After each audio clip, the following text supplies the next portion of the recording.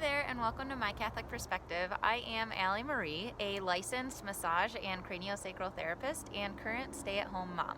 I received my certification for massage through the Kalamazoo Center for the Healing Arts, which focused a lot on Eastern philosophy and how we are integrated with our bodies and how everything is connected that has to do with us. The Eastern understanding of us being three-in-one entities, being a mind, body, spirit being, really resonated with me in the fact that we are made in the image of God, and perhaps the mind could be a reflection of the Father, who is all wisdom and knowledge, the body a reflection of the Son, who is to be offered and sacrificed for others, and then the Spirit is to be a reflection of the Holy Spirit, all of the love, joy, peace, patience, kindness, goodness of the Holy Spirit, and that should come forward in our personalities.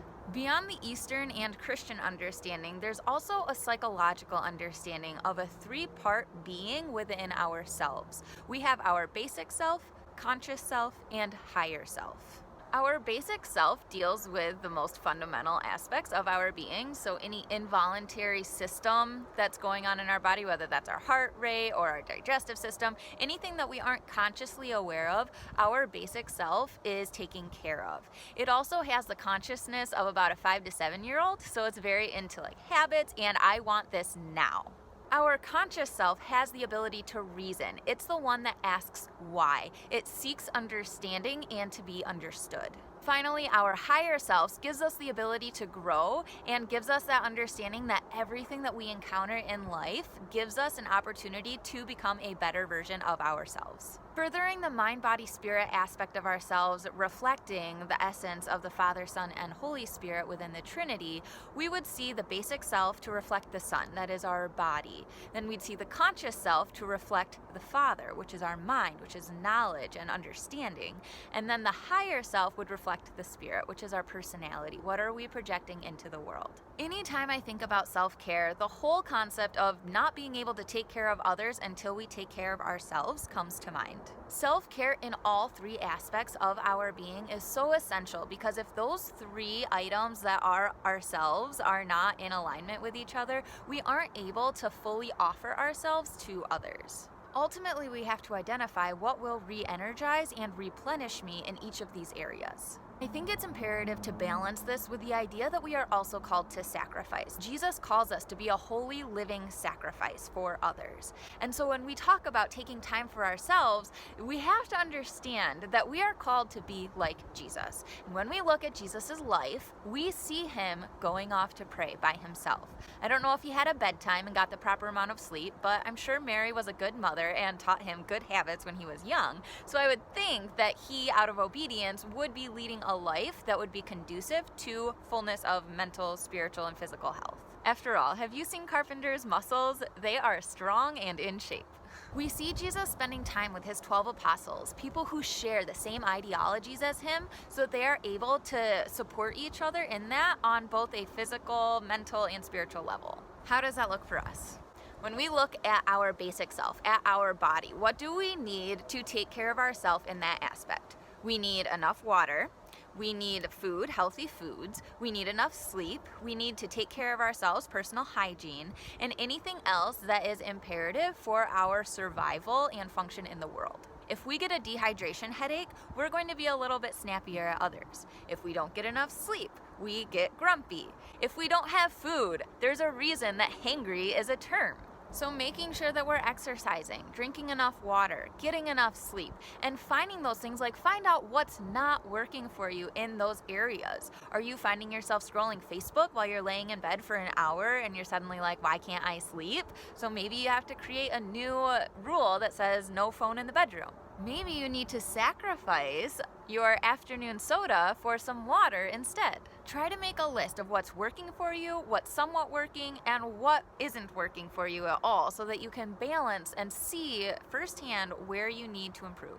Our conscious self or our mind also needs rejuvenating and attention to take care of ourselves. This could include reading, meeting up with friends, allowing yourself to listen to music uninterrupted. Maybe there's a certification or continuing education class that you've been wanting to take. Anything like that is going to replenish your inherent need to keep your mind active. Some of that too might just be taking a break, saying, I need to sit here with my coffee with no noise and just be for a little while, and that's okay. Finding out what you need to take care of yourself is going to be different for everybody. We are introverts and extroverts. Some people gain energy being by themselves, other people gain energy by being around people. Getting to know yourself is not only imperative for self-care, but also for self-mastery, because if we don't know our weaknesses, how can we grow past them? Finally, re-energizing our higher self, our spiritual nature. It deals with seeking God. Things that I would recommend for self-care in this area would be journaling, praying and meditating, going to church, maybe daily mass if you're really craving something, going to confession. Maybe it's going for a walk on a trail nearby your house.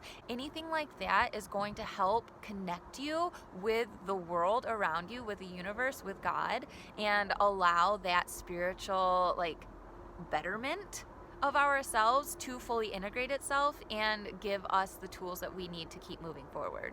For myself, I've found that sometimes these things can contradict each other. Last week, I was supposed to meet up with a group of friends, but my daughter had a terrible night's sleep. My car was in the shop, and I had just had a terrible week so far. I was so tired and had the choice of whether my friend was going to still pick me up or if I was going to sleep a little bit longer and kind of take it easy for the morning. This is where if we are in tune with ourselves and in tune with that higher self, with our spiritual nature, we have that ability to discern. We can say, what do I need more right now? It could have been that I felt that my self-care, my need to be around other moms, could have been deemed more important. But ultimately, I decided that I didn't want to be a zombie. I didn't want to make Evelyn sit through something while she was just going to be unhappy, and chose that for ourselves, for that day, staying home was going to be the best option. Giving yourself the space and grace that you need to seek self-care is so important for all of our relationships. If we allow ourselves to just get burnt out and not focus on taking care of ourselves, we ultimately can't serve anybody. If Christ had to go off by himself to pray, how much more would we need that for our spiritual life? I just want to encourage you to seek the Lord, seek everything that he wants for you, because all he wants for you is good. And I pray that he may grant you the resources that you need to draw closer to him and to those around you. I hope you're able to make it a great day, and I'll see you next Thursday.